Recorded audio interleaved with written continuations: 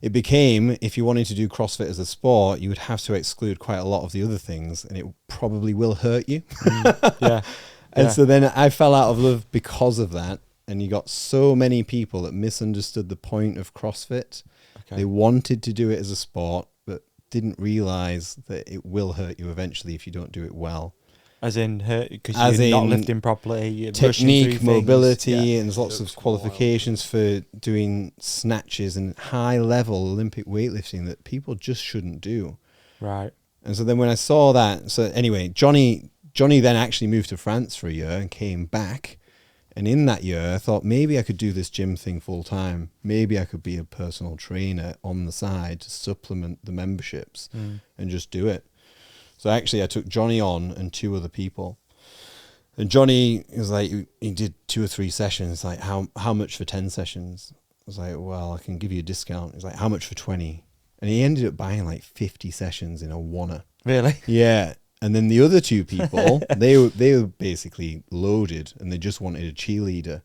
So after a couple of months, I was like, I can't just stand here at 6 a.m. helping you because you're taking my energy away. I didn't say this to them, but I needed something back. And to train an athlete like Jonny, we had the same mindset of why we were doing it. And that was improvement.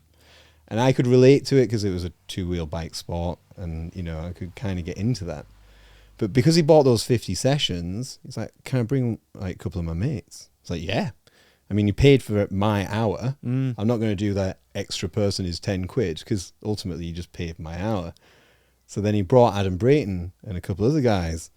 Brayton got into it and was like, oh, well, I was a mountain biker. I can relate to this a bit more. And it actually took me a full year of working with them to even consider anything that I could do outside of them. Right. I was dedicated to these 2 or 3 sessions they did each week. It was brilliant. They all really came up. And they were seeing improvements? Yeah, absolutely. I think Jonny had his best year. I think it was the year that Brayton got a podium at Fort William and he was in the top 20. Did he have the template maybe then? Can't remember. What year are we talking? I mean, Brayton was our best marketing, but Brayton's very much like he's a narrow view and he loves what he's doing at the time and he's a grafter. And he said somewhere, the only thing I changed that year was I started doing Fit for Racing. I was like, fantastic. However, let it be known, all of the athletes that I train do it themselves. Right. I have no doubt that they could still be high achievers without me. Yeah. I just make something that's varied, exciting, and relevant, which increases engagement. So we maybe get that little extra. Yeah. I'm not going to make claim that I've created champions, you know. So yeah, a year passes. Jonny breaks his leg. I take him down to Manchester to see a physio. Plucked up the courage. I was like, Jonny, I've had this idea. See, with CrossFit, I sign up to online programs to help me as an athlete. I don't really see any of this out there. Millway was going, and then you got like the 6 or 12 week off the shelf programs. I was like, I could do a similar thing where I change it every week and we keep them engaged.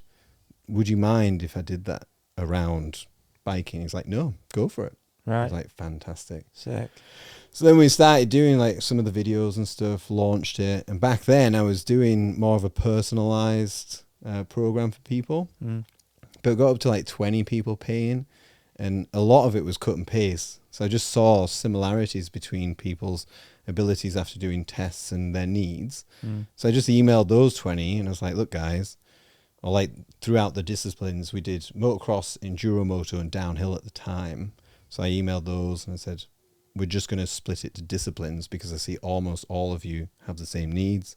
And they all said it was better that way because I could dedicate more time to a single program than individual programs. Yeah, I was going to ask about that, how it varies. How would you say it? Can you summarize how it varies? If you split it up, right? Between the disciplines. Yeah. Yeah, so like motocross is a little bit more like downhill and enduro moto a little bit more like enduro MTB in the way that I formulate it. But ultimately, lots of it is the same still. So we're still talking general. And like a lot of the stuff that you see on Instagram, that is to get traffic and engagement from people to say, I see the relevance of that. Yeah. But that's not all of our training. Right. Where when we used to train a lot and it always looked like it was hardcore redlining. Yeah. And we came up with a lot of resistance from the market that I was trying to come into, and people saying, you can't just redline all the time. And these are things that they'd never said before until they saw our content. Like, but we're not redlining all the time. That's just the shit that we put out there. I really hear you. Like every, I've always thought that kind of, again, the algorithm, like you see all of your favorite pro athletes and they're juggling stood on a, yeah, you know, because they're not going to post the sort of like 4 hour zone 2 5 times a week. Exactly. Yeah. Or even just like warming up squats or like the boring stuff doesn't get posted. But I feel like I see a reflection of it in gyms. Like people, they commit to the small things because they think that's it. Yeah. But they forget everything else. And ultimately we have the icing on the cake. So I try and mix our social media content with education and some of the fancy stuff that you might not see other places, which to be honest is probably to the detriment of us, because people then copy that and they think that should be the foundation of their training, either individually or like we see now some of the other coaches taking some of that. I'm like, more fool you, because you don't know that only appeared in the program one time last year. Now you got it 3 times a week for your athletes. Guys, interesting. Yeah. So is there a bit of that? Do you think there is a bit of that? If you're doing something new, do people take your ideas? Is it like... Yeah, I have considered whether we put things out to see how then they copied. Juggling carrots. Well, I can't do it because I know there's people out there that are genuinely getting good content that they can influence their training for free. And they're doing a better job of training for mountain biking because of our free content, which is great. I'm sure 95% of people do that. People that don't want to have to think about it sign up to the program, and that's that. Got you. But I know for a fact that because we were the first ones that would not do an off-the-shelf program and call it passive income, where I just sit down for 2 days, create a program, put it on the internet, sell it for the next 5 years, or 400 quid a month as a personal coach for mountain biking sport. It was somewhere in the middle, where actually it's varied every week.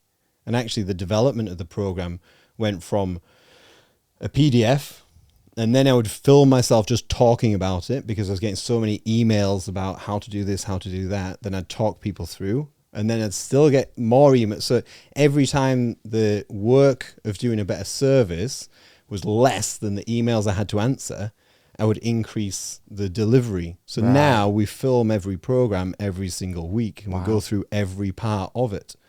I hate this shit where you get a movement library. Like Monday, back squats. Like your back squat could be done 50 different times at different tempos and different reasons why you do it. Through it. So we go through it every time, because in a 3-week block, it might be done differently. And the numbers this time will feel like this, and you should execute it this way, and you should rest this much. And these are the reasons. And I think when you give people the reasons, then you get more engagement, which ultimately makes them better. If you want to see more, just click here, is it? It's up there. Should be up there. About there. Yeah, about and there. And then there's other ones here. Other ones there that you might like. We're all looking after each other, and that's Christmassy, and that's the Ride Companion.